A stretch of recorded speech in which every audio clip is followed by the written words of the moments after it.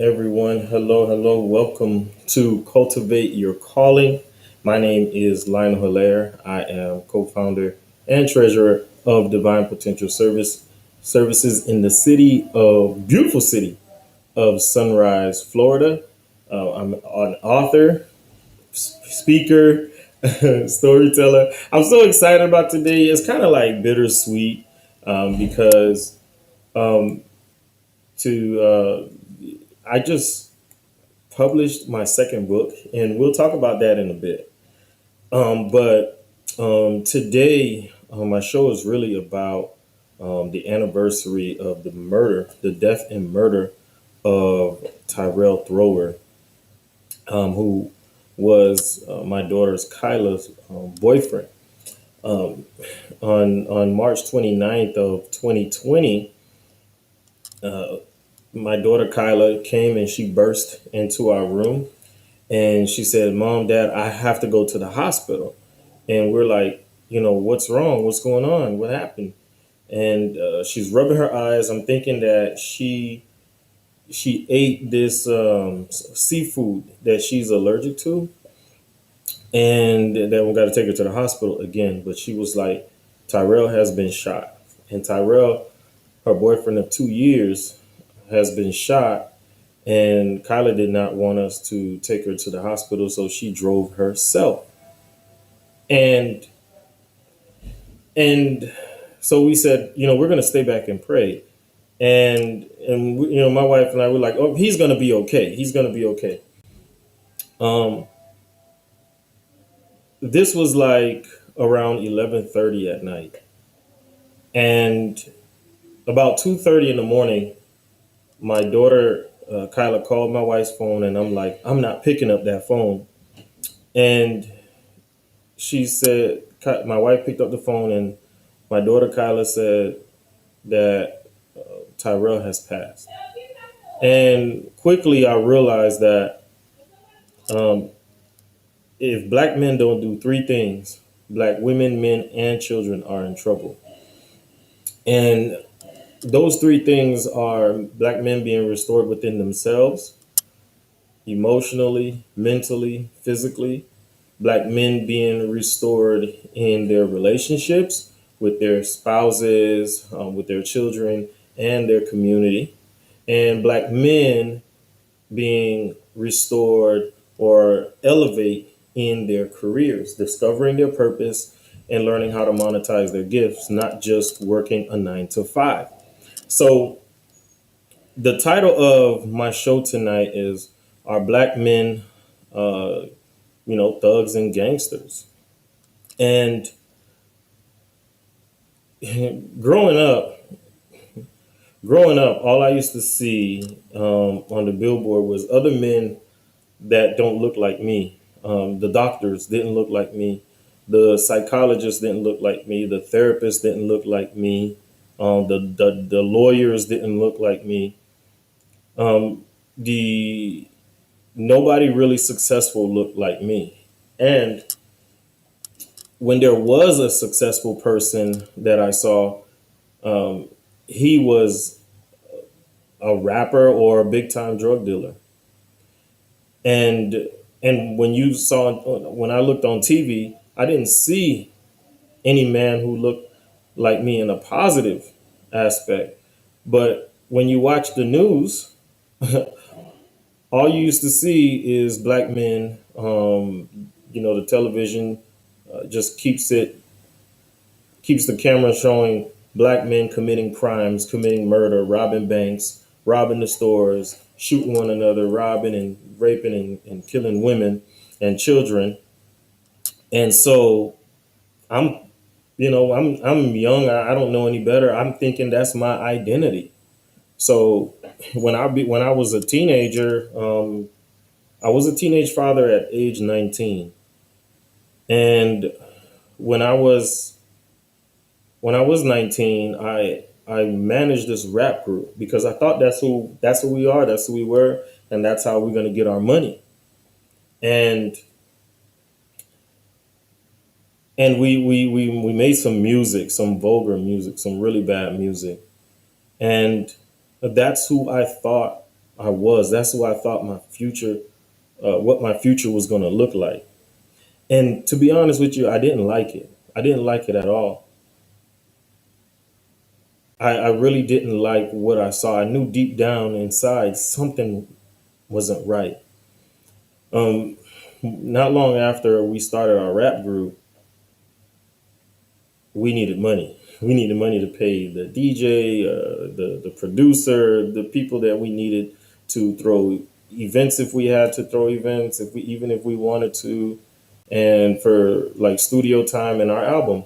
So instead of looking for work, the guys, they wanted to go rob some places, and I said, no, look, dude, I just had a daughter. I'm not even doing that. That's not even on my radar. So not long after, the guys, they decided to go do what they do, and they robbed a few 7-Elevens, and they robbed some, I think, some Subways or Dunkin' Donuts. And the worst thing about it is they just spent the money. They went to the strip club and wasted all the money, right? And quickly after that, my friends were arrested and did time in prison. I think one got deported, and then the rest of them did like 4 years in prison. So, so I realized like that, a lot of us, a lot when I look back, my friends, they were getting killed.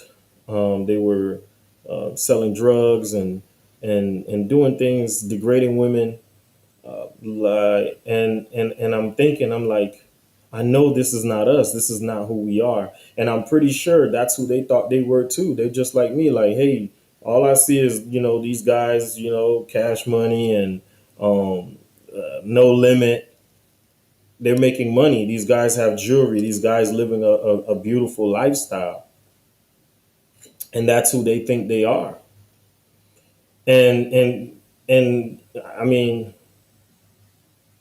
if if they don't see men that look like them, especially if they don't have father figures, effective father figures, their own fathers in their lives, leading them effectively, of course they're gonna go astray. There's a saying that says, "Boys rather go in the wrong direction than in no direction at all." So boys always want something to do, and so they get in trouble, and they think it's fun, they think it's cool, but then they get in trouble. So do you think black men are thugs and gangsters? Is that our identity? Is that who we are? Is that what we do? Is that our identity? Has that been our identity, or has just the news portrayed that, and they haven't put the men on TV, at least around my day, in the early 2000s, in the late and the mid 1990s. I used to just see guys who looked like me. The only time I saw a guy on a billboard who looked like me is a wanted, or or somebody wanted for shooting that black man that's on the billboard. And and so I wrote my book called Cultivate Your Calling because of really what happened last year today to my daughter's boyfriend, Tyrell Thrower. And Cultivate Your Calling, like I said, is really about the man restoring within himself, in his relationships and his career. Because for me, I needed what I wrote. I needed this. I needed this book. And so I wrote this book. And I wrote it like I'm writing to my old self. Like, what advice would I give myself 5 years ago, 10 years ago, 15 years ago? And so that's how I wrote the book. It was almost like I'm writing a letter, and I'm mailing it off to my old self. to the guy that reminds me of myself. Because I do not believe black men are thugs, gangsters. I don't believe we are killers. I don't believe that's our identity. That's the identity that's been placed on us. That's the music industry signing these guys with big record deals just to rap about money, sex, and drugs, and that's not who we are. And that's the the only way really to get a big contract in these industries is to rap about crime, is to talk about I'm going to shoot you this, I'm going to kill you, I'm going to shoot your children, your mom. Like, I don't care who get it, anybody can get it. They're in the way. Like, they pay those guys big money to rap about that, and no wonder that we have so many prisons today in the United States. We incarcerate more people than any country in the world. Last I checked, I read where we in the United States there's like 2 million people in prison or in the jail system, and about 40% of them are black men. So where are our men? A lot of them are in prison. And we have now, don't get me wrong, we have some good men out here. We have a lot of good men out here. We have a lot of good black men out here. But the system was never designed for us to prosper. The system was never designed for us to do well, for us to thrive. That's why I don't depend on the system. I don't depend on our government system to help us. I depend on community. I depend on people like you who are watching today. We need community. Black men need community because I believe if we can restore the black man, we restore our families. In my book, there's a statistic that highlights how great poverty is in a single parent home where it's just a woman. It's I think it was like, I don't remember, but I know it was a really bad number. And the numbers benefited the families that have the mom and the father in the home.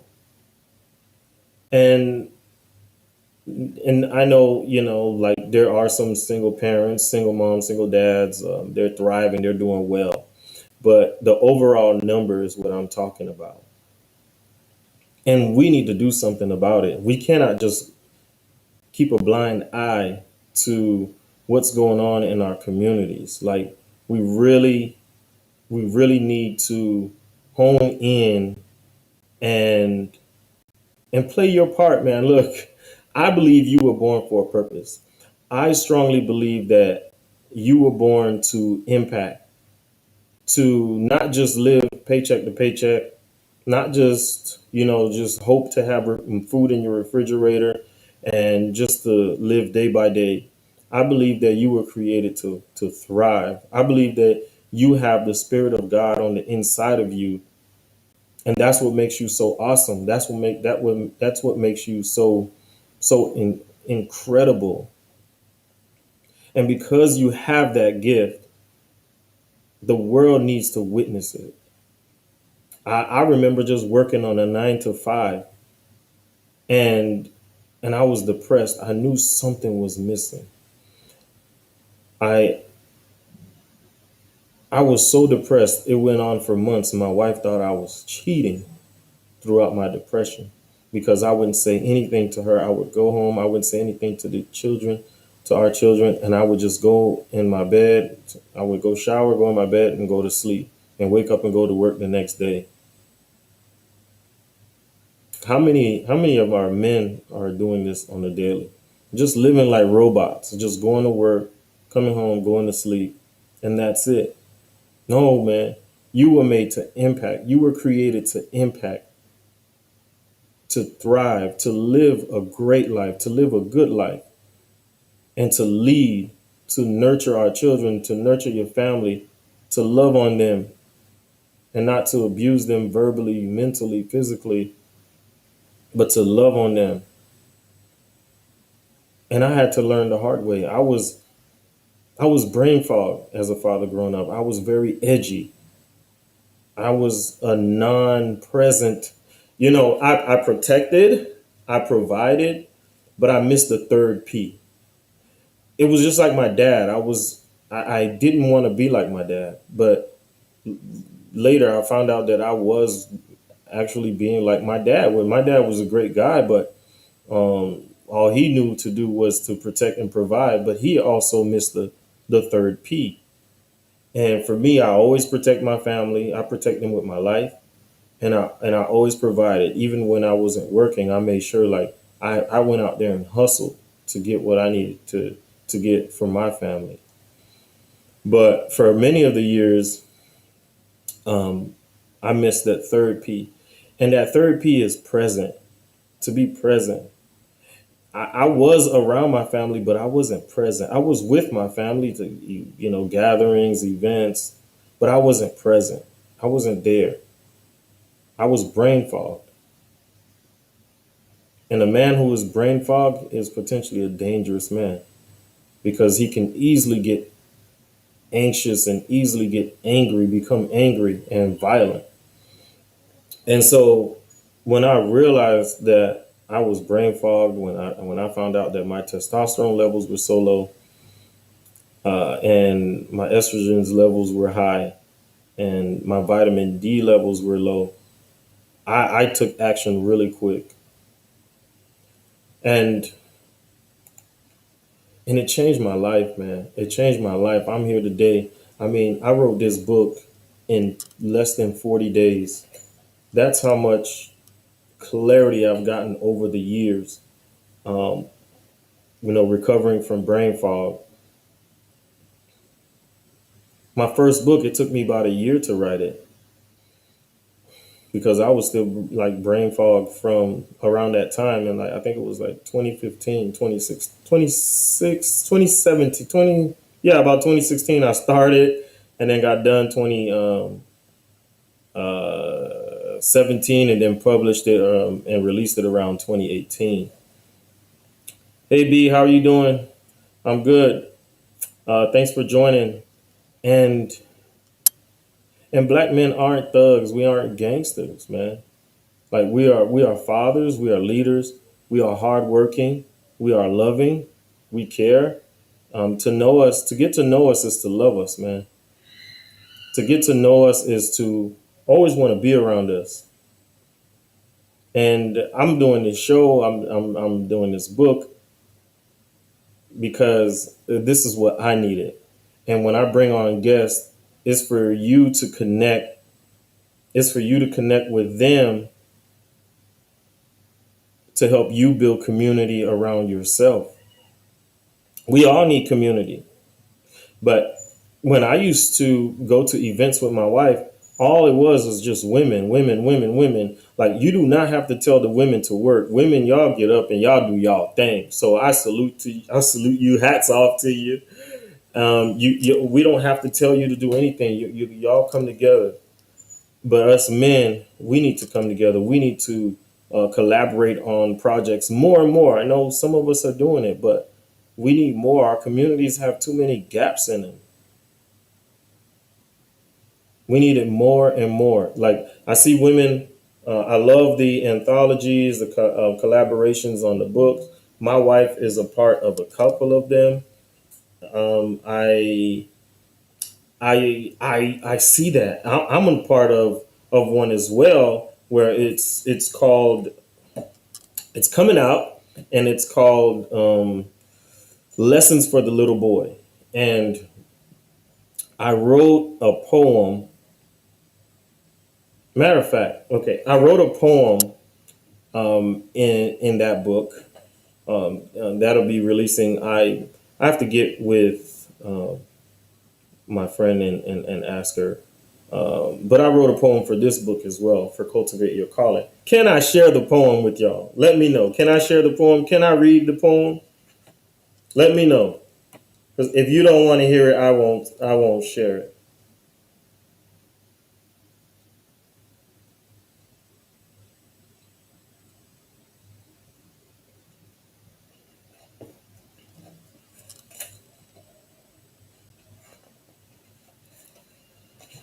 Can't.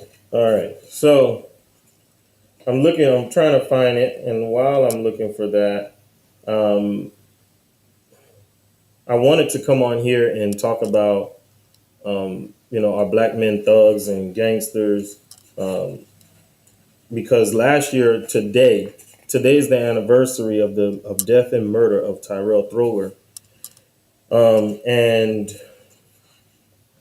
my daughter is out there now, and they're doing like a balloon release.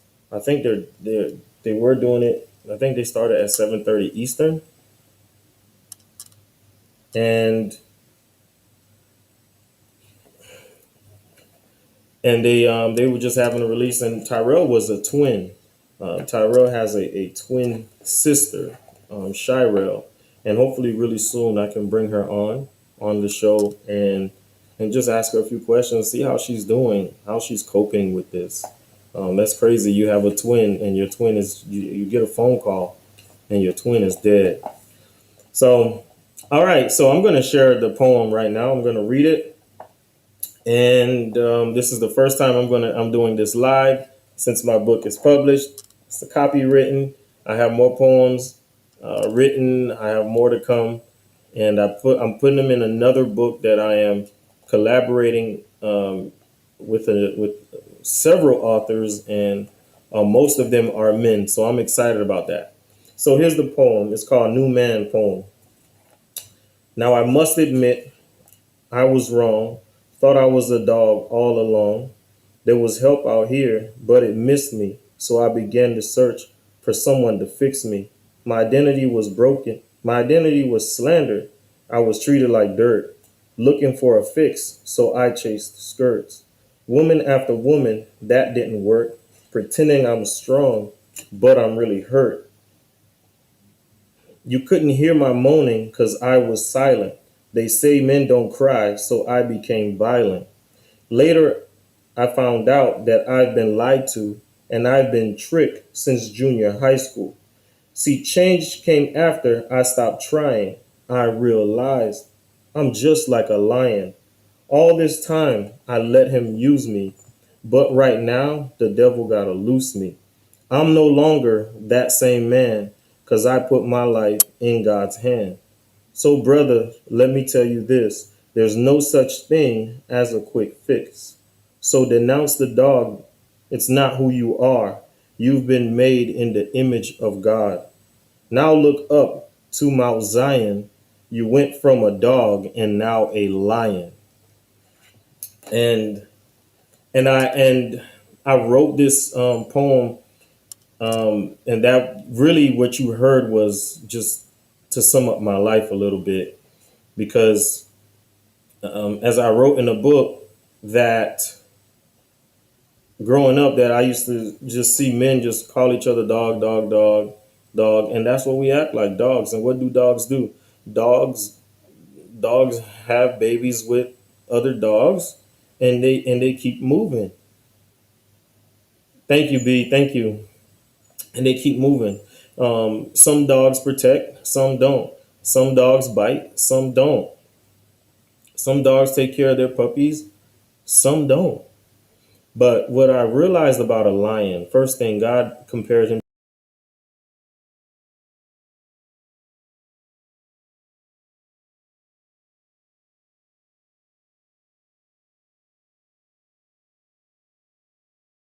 himself to, and they all are consistent. They stay with their mate for life, and that's why I compared us men not to dogs, but to a lion. And so that's why I wrote this poem called New Man Poem. Originally, this book was called New Man in a Day. But when I thought about it, and I was speaking to my wife, especially with the cover for the cover design, which was by Adrian Carter. He has an awesome, amazing book dedicated to men as well. Um, he did the cover design, and it was just not meshing for him. So he was just making all these kind of designs because the title. He didn't say it, but I knew it was because of the title. So my wife and I had a conversation, and she helped me come up with the title called "Cultivate Your Calling." And the subtitle I came up with was "Even in Crisis, Men Can Walk in Their True Identity, Discover Purpose, and Monetize Their Gift." So if you wanted to get a copy of the book, you can visit my website and go to lionelhilaire.com and order your copy. I have plenty of them coming in the mail, and I am going to ship them out, and I am going to sign them, and just write a little note like I did with my first book. I wrote some commentary in there for the reader. I do this with great passion. This is something that I wake up and I just enjoy to do. I really do, man. Like when you find that thing that you really love to do, you believe that you were created for, and you have your good days, you have your ups and downs, but overall, it's like that's it. This is me. I found myself. I found who I am. I found my why. I found why I'm born, why I'm here. You're not an accident. You haven't been placed here by accident. You've been placed here on purpose. It's intentional that you were born. You are not a mistake. You were here for a purpose, and you were created on purpose. And I want to tell you, if nobody ever told you, that you are special, that you are unique. You have a gift on the inside of you that the people around you must have. The people around you must experience that gift that's on the inside of you. They need it. Think about it. Think about a person that could have been in your life, that should have been in your life, that could have positively impacted you so great that you could have avoided a lot of trial and error. That's the same way with the people that you were called to serve. If you do not serve them, if you do not cultivate your calling, the people around you are going to suffer. Like, you have a gift that is so unique, to the point where if there was two of you with the same fingerprints, same everything, then one of you don't matter. Let me say it again. If there was two of you with the same fingerprints, with the same everything, then one of you don't matter. There's nobody that has the same calling, that has the same gifts, that have the same combination of talents and gifts that you have. What you have is unique. What you have is special. Don't leave this earth without leaving a great memory of yourself, a great impact, without making great impact. You know, there's some of you that have like that have knowledge that is so great and that is so awesome. You might think it's very simple, that it's nothing, but to the next person, it's everything. You have a gift that's so awesome. You might think it's nothing, but to the same person, to the next person, it's everything. And I always tell people that I find that are impacting, or I have a conversation with, or I just sit back and I watch, or I study, and I talk to them and I say, hey, look, where's the book? Where's the book? Because when you're asleep, your book can be somebody can be reading it. If you're in the U.S., somebody can be in the U.K., the Bahamas, Haiti, Cuba, Puerto Rico, Africa, anywhere across the world. Your book can be there even when you're not. And there's some strategic ways to write a book.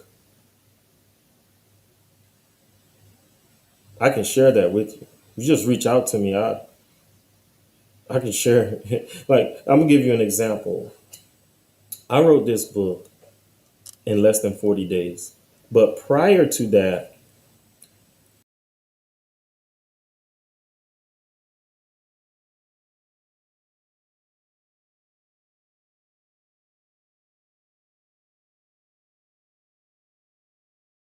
I because I can publish my.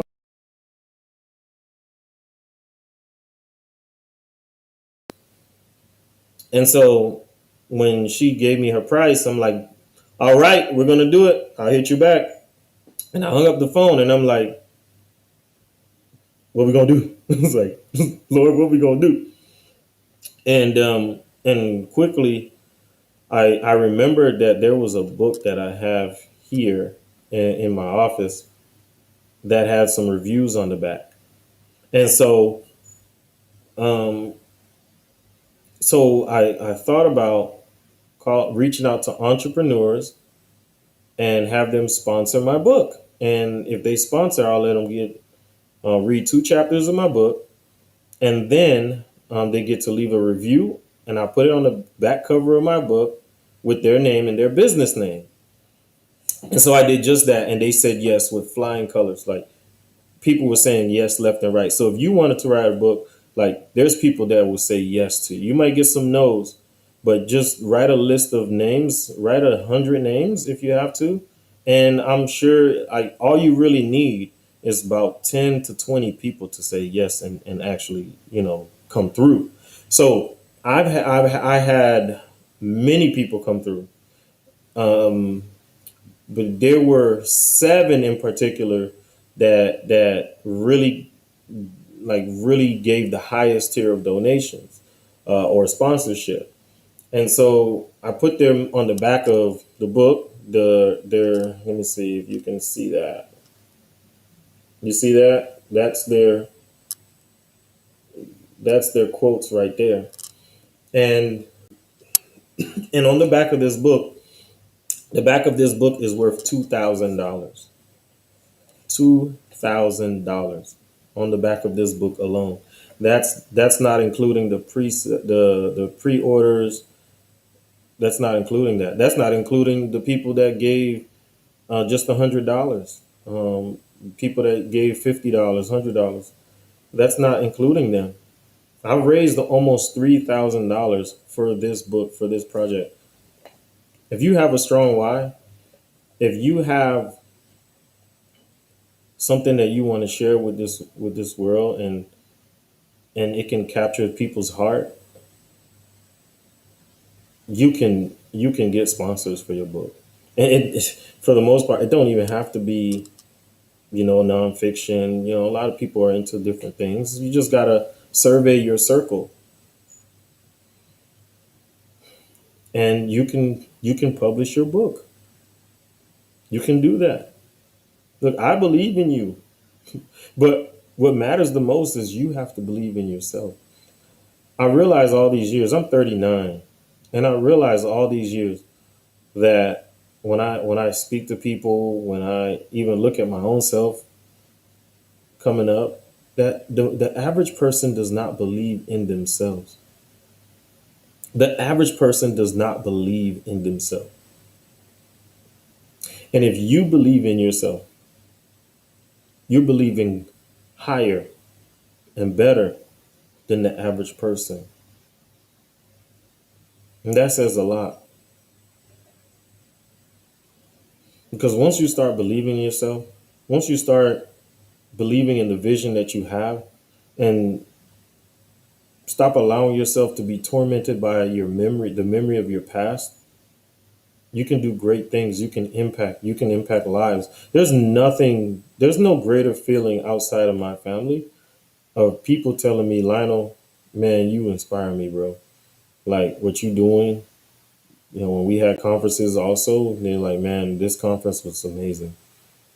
Like it's like it fuels me to go more and harder and harder, and to understand what people are going through, so I know how to prepare myself. I know how to prepare my content, where I share my stories, and just being transparent. You have what it takes.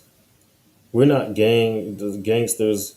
We're not thugs and killers. Our women are not whores and and tricks and just baby mamas. Our women are awesome. Our women are amazing. We all have unique gifts. We all have talents. We all have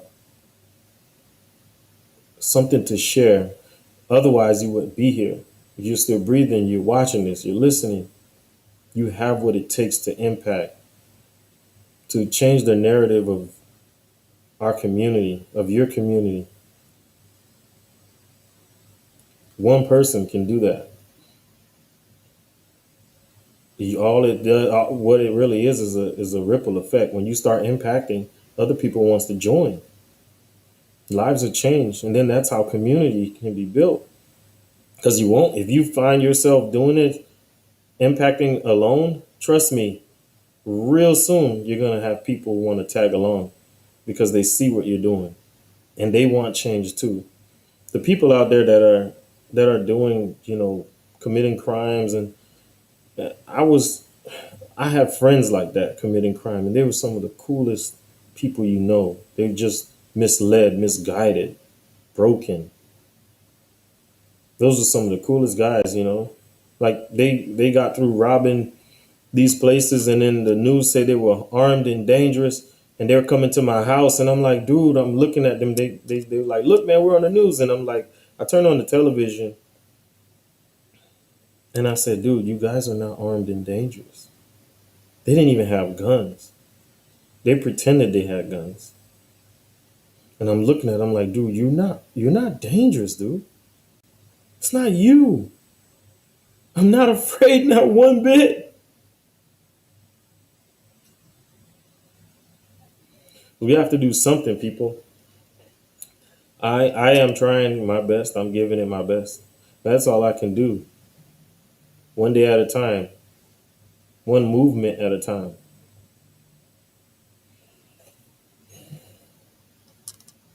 It's all I can do. And that's all you can do.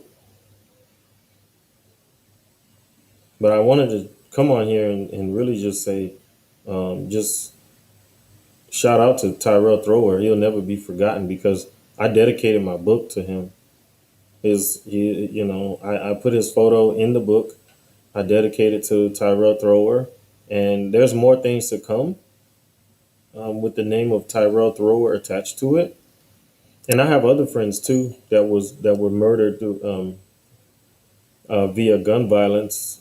Stephen Ocean, Stephen Orell, Johnson St. Louis.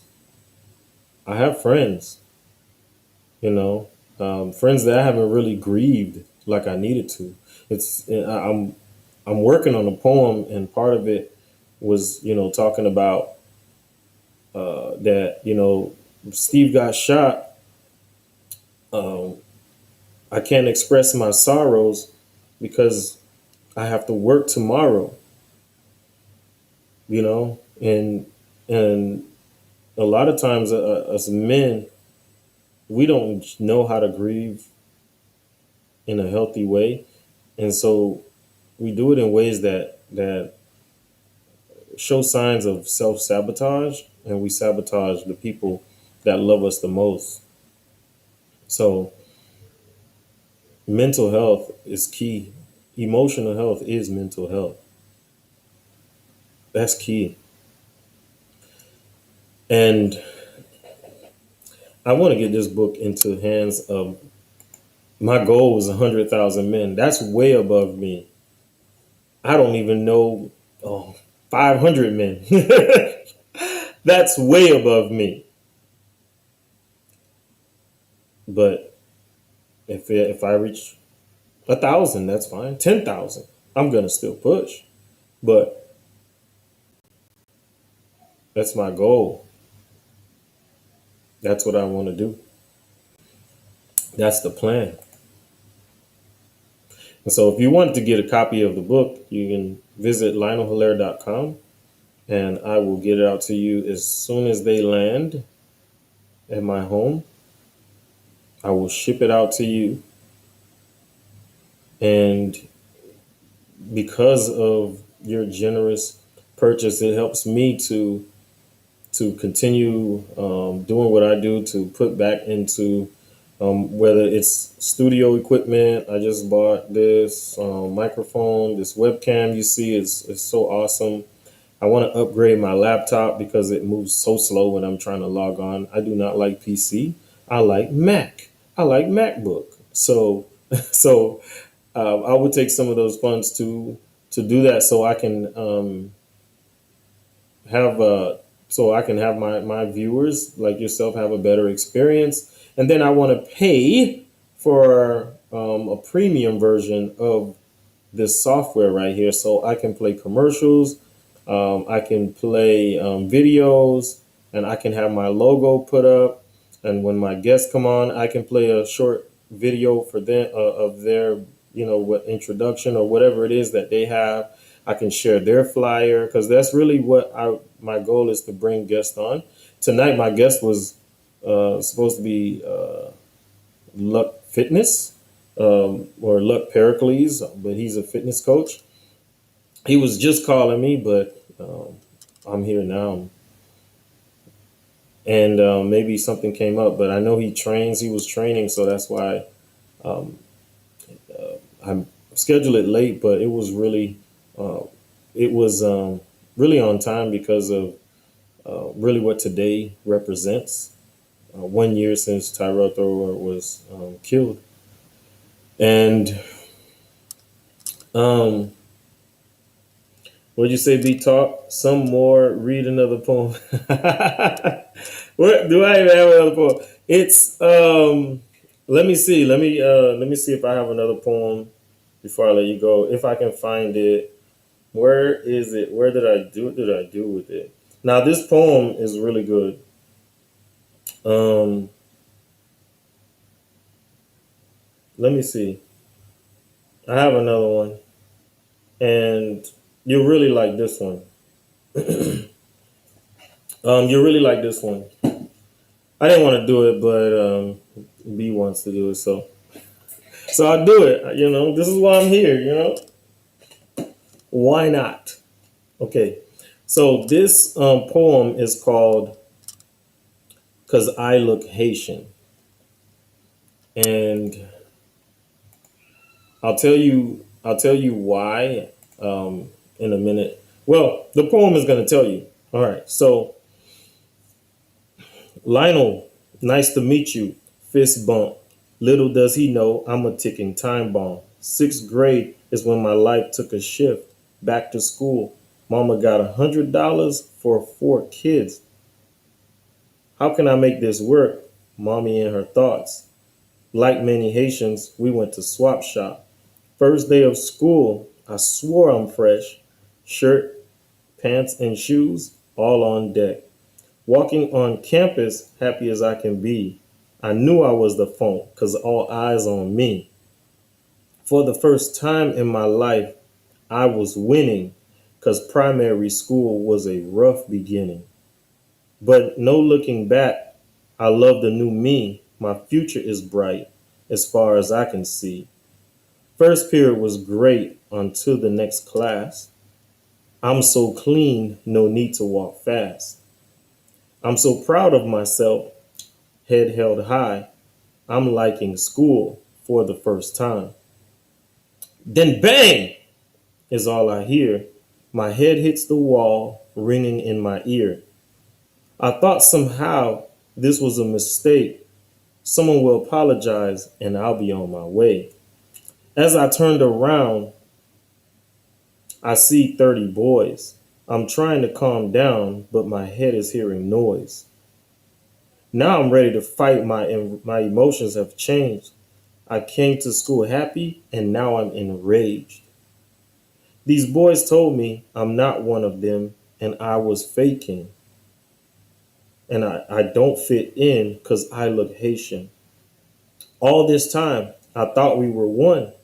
Now I see the difference and that's no fun. Thinking it was over, I went back to school. It happened again. Guess I'm the fool. From then on, they never saw my face. Bus dropped us off. I hit the gates. I'm grateful I can read and write today. I barely attended school. I credit God's grace. Today, giving back is what I do best. I forgave those boys. Now they're off my chest. I wrote a book for them, but some are dead or in prison. I challenge other men to join me on this mission. Let's help men heal the boy within, because if they're restored, we all win. So, listen, what do you think about that? What do you think about that poem? That poem, as you heard it, my dad is so was he didn't know any better. He was a refugee from Haiti, and he gave $100 for 4 kids to go back to school, and my mom didn't know what to do. None other than just take us to the swap shop and try and find us some clothes to wear. And I thought we were fresh, but swap shop clothes is different. Is a totally different look than real designer clothes. And so they could spot me out in the middle of a crowd, and it's not funny, but you know it was not it definitely not funny now, but it wasn't funny back then. And so because I look Haitian, I was beat up and bullied, and it was more than just me, but I felt like I was being picked on the most. Um, and so much so, this happened so much so that Friday was Haitian Day. That means that they would beat up on the Haitians on Friday. So definitely didn't go to school on Friday. And the only way that I passed um, the sixth, seventh, and the eighth grade was I went to summer school, but I didn't go to the same school during the summer. We went to a school. We went to Sunrise Middle School. All pretty much all the Haitians went to Sunrise Middle School, uh, and for me, that's how I passed the sixth, seventh, and eighth grade. Was going to a school where everybody was like me. Everybody was Haitian. Most of the kids were black, Haitian, black Haitians, and we didn't have any beef like that. So, so that's where a lot of my trauma came from. Being beat up, being bullied, being picked on for the color of my skin. I was darker than most of my friends. I mean, most of my friends. I was darker than 99% of them. And so even amongst them, I got, amongst my favorite people, I got picked on because I was so dark. So my self-esteem was like below the ground. So that's why I'm here today, man. Like I'm giving back to the people that can't speak up for themselves, or that are too ashamed to speak up for themselves, that are afraid to speak up, or that are have been silenced, and they feel like they just don't want to open up because they have nothing of value to share. But I'm telling you, whether you had awesome experiences in life or you had terrible experiences in life, you have something of value to share. You have something that you can teach and that you can share with others. Straight up. So if you are on social media, you can follow me on Instagram at Lionel Hilaire underscore. You can find me on Facebook at Lionel Hilaire. You can just go to my website, lionelhilaire.com. And you can subscribe to my YouTube channel at Cultivate Your Calling with Lionel Hilaire, or you can go to cultivateyourcallingshow.com. Cultivateyourcallingshow.com. That's where you will find all my videos.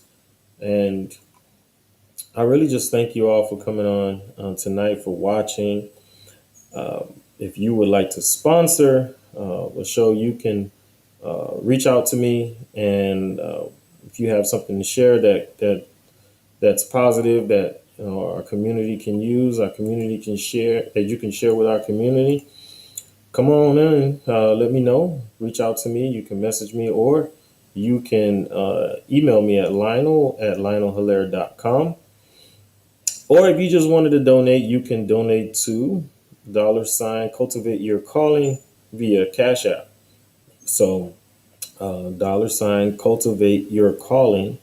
That is to help me just do what I do, like, and upgrade my equipment, because I'm going to do this full out, all out, and I'm going to find the strength when I don't want to do it, when I don't feel like it, when I feel like I'm not getting the support, when I feel like things are not going well. I still want to do it because if I just impact one person, if one person is impacted, then all the money is worth it. Every dime that I put in myself, all this, all of this, is really out of my own pocket. And to be honest, at first, I wanted to be famous. I wanted to, for people to know who I am, but um, it doesn't. It's not a healthy way to do business, or to impact, or to give back. You just do it from the heart. You just do it because you're passionate, and that's what you were born and created to do. So, with that being said, thank you for watching. Thank you for listening. Thank you for listening to both my poems today. That's a first. And I will see you on the next show. Thank you very much.